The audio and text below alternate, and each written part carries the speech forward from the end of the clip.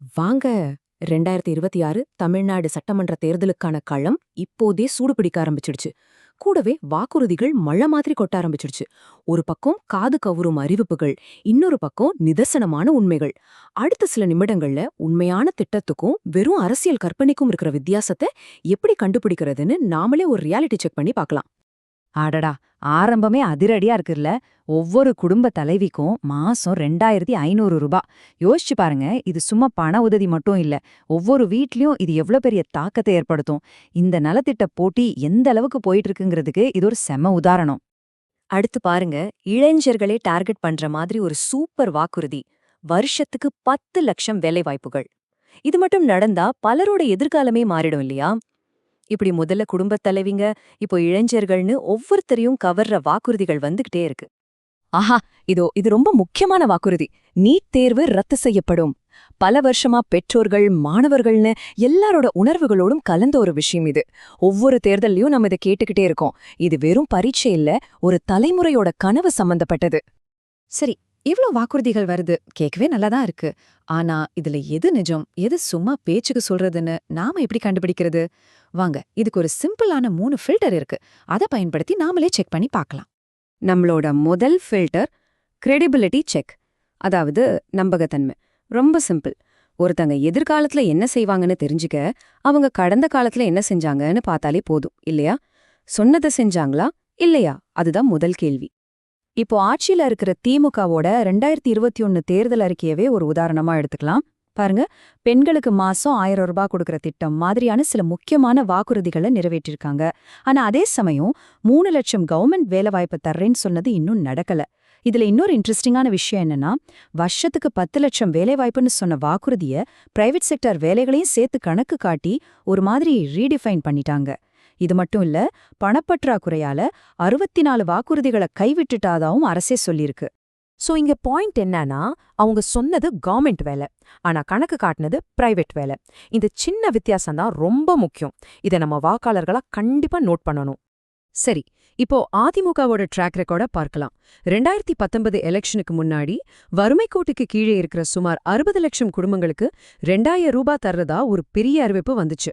ஆனா ஆர்டிஐல கிடைச்ச தகவல் படி அந்த பணத்தை வாங்கினது எத்தனை பேர் தெரியுமா? வெறும் 32 பேர்.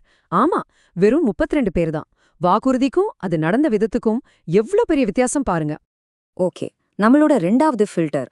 இதுக்கு பேரு லீகல் செக் அல்லது சட்ட தடை.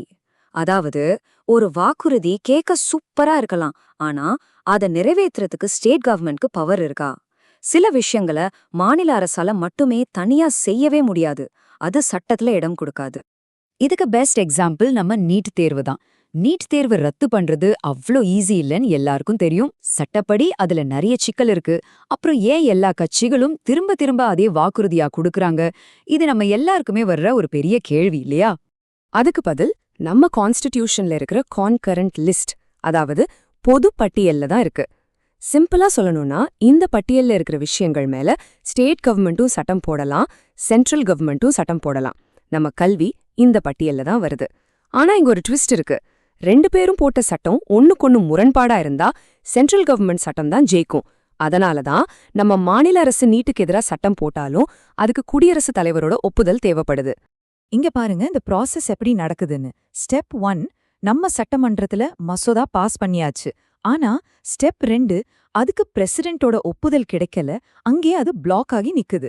இப்போ இந்த கேஸ் சுப்ரீம் கோர்ட்ல இருக்கு. அதோட முடிவு என்ன ஆகணும்னு நமக்கு தெரியாது. இதுதான் நாம சொன்ன அந்த சட்டத் தடை. ஒரு பெரிய சுவர் மாதிரி முன்னாடி நிக்குது. சரி, இப்போ நம்மளோட 3வது ஃபைனல் அண்ட் ரொம்ப ரொம்ப முக்கியமான ஃபில்டர், த மணி செக். அதாவது, பணம் இருக்கா? வாக்குறுதி கொடுக்கறது ஈஸி, ஆனா அதை நிறைவேற்ற தேவைப்படுற 1000, 10,000 கோடி ரூபாய் நம்ம மாநில அரசு கிட்ட உண்மையிலே இருக்கா? அதுதான் பெரிய கேள்வி. இந்த நம்பரை கொஞ்சம் பாருங்க. 10,71,000 கோடி. இது மார்ச் 2027ல தமிழ்நாட்டோட கடனா இருக்கும்னு கணிக்கிறாங்க. நினைச்சு பார்க்கவே தலை சுத்துது இல்லையா? இது சும்மா ஒரு நம்பர் இல்ல, அடுத்ததா ஆட்சிக்கு வர்றவங்களுக்கு முன்னாடி இருக்கிற ஒரு மிகப்பெரிய மலை. கொடுக்கிற ஒவ்வொரு புது வாக்குறுதியும் இந்த மலையோட உயரத்தை இன்னும் அதிகமாக்கும். சரி, அரசாங்கத்துக்கிட்ட வர்ற பணமெல்லாம் எங்க தான் போகுது? இங்க பாருங்க, வர்ற வருமானத்துல பெரும்பகுதி கவர்மெண்ட் ஊழியர்களோட சம்பளம், பென்ஷன், அப்புறம் நம்ம வாங்கின கடனுக்கு வட்டி கட்டுறதுக்கே சரியா போயிடுது. மிச்சம் மீதி இருக்கிற வெறும் 13% பணத்தை வச்சுதான் ரோடு, ஆஸ்பிட்டரி, ஃபேக்டரி மாதிரி நம்மளோட எதிர்காலத்துக்கான திட்டங்களை செய்யணும். நிலைமை இப்படி இருக்கு. இந்த மாதிரி ஒரு நிதி நெருக்கடியில இந்த மகளிர் உரிமைத்தொகை வாக்குறுதியே எடுத்து பார்ப்போம். இப்போ திமுக கொடுக்கிற 1000 ரூபாய்க்கே வருஷத்துக்கு கிட்டத்தட்ட 12,720 கோடி செலவாகுது. இதுவே அதிமுக சொன்ன மாதிரி 2000 ரூபாயா மாறுனா செலவு நேர டபுள் ஆகி 25,440 கோடி ஆயிடும். தவக சொன்ன 2,500 ரூபாய்க்கு 31,800 கோடி தேவைப்படும். பாருங்க, இந்த வாக்குறுதி போட்டி நம்ம மாநிலத்தோட பட்ஜெட்டை எவ்ளோ வேகமா காலி பண்ணுதுன்னு. சரி, நாம இப்போ 3 ஃபில்டர்களை பத்தி பார்த்தோம் இல்லையா?